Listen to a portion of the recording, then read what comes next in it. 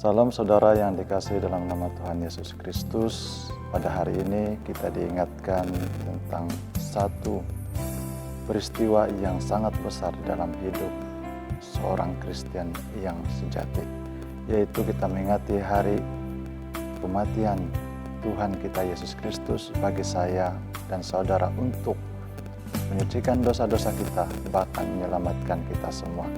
Saudara, renungan di dalam Jemaat Agung pada pagi ini diambil daripada Yohanes 19 ayat 28 sampai 30. Saya bacakan dalam terjemahan bahasa Indonesia. Sudah itu, karena Yesus tahu bahwa segala sesuatu telah selesai, berkatalah ia supaya genaplah yang ada tertulis dalam kitab suci, aku haus.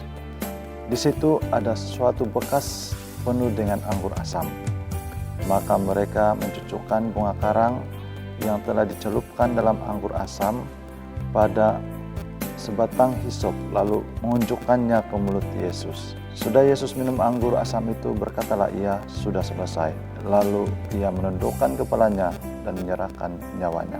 Saudara, di dalam pagi yang sangat indah ini, biarpun kita tidak berada di gereja, tetapi saya rindu untuk masuk seorang diri di gereja, melihat salib, berdoa untuk negara dan seluruh jemaat. Pada hari ini kita memperingati akan satu peristiwa dan kasih yang sangat besar yang diberikan oleh seseorang yang begitu mengasihi saya dan saudara, yaitu kasih daripada Tuhan Yesus Kristus. Dia mengasihi saya dan saudara sampai menyerahkan nyawa untuk saya dan saudara yang tidak berdosa, tapi mati untuk saya dan saudara supaya kita semua diselamatkan. Mengapa Tuhan kita Yesus Kristus harus mati? Banyak orang harus mati karena pelanggaran, kesalahan, dan dosa yang mereka perbuat. Tetapi Tuhan kita Yesus Kristus dituduh untuk diheret ke mahkamah agama supaya dihukum mati hanya karena menolong orang, menolong saya, menolong saudara, dan juga dia melakukan kebajikan dan melepaskan banyak orang dari beban kehidupan yang mereka hadapi. Apa makna kematian seorang jika mati bukan kesalahannya sendiri? Itulah yang terjadi pada Tuhan kita Yesus Kristus. Ia mati karena bukan kesalahannya, tetapi karena kesalahan, dosa saya dan kita semua manusia yang penuh dengan dosa. Saudara, apa makna kematian Yesus? Yesus Kristus mati untuk kita supaya kita dibebaskan dari segala kejahatan. Kejahatan adalah cara hidup yang bertentangan dengan hukum Tuhan. Sebab itu dia mati untuk saya dan saudara. Yesus Kristus mati untuk kita supaya menguduskan sesuatu umat. Darah Kristus menyucikan dosa saya dan saudara melalui pertobatan kita dan penerimaan kita akan Tuhan Yesus Kristus. Belum terlambat bagi saudara yang belum menerima Tuhan Yesus. Marilah saudara, Anda mempunyai masa untuk menerima Tuhan Yesus. Darah Tuhan tertumpah karena saya dan saudara semua. Sebab itu marilah kita merenungkan akan kematian Tuhan bagi saya dan saudara. Yesus Kristus mati bagi kita supaya ia melahirkan suatu umat yang rajin bersaksi dan berbuat baik. Ia tidak saja mati, tetapi ia mati supaya kita diselamatkan, supaya kita rajin bersaksi, mengatakan Tuhan Yesus Kristus kepada semua orang.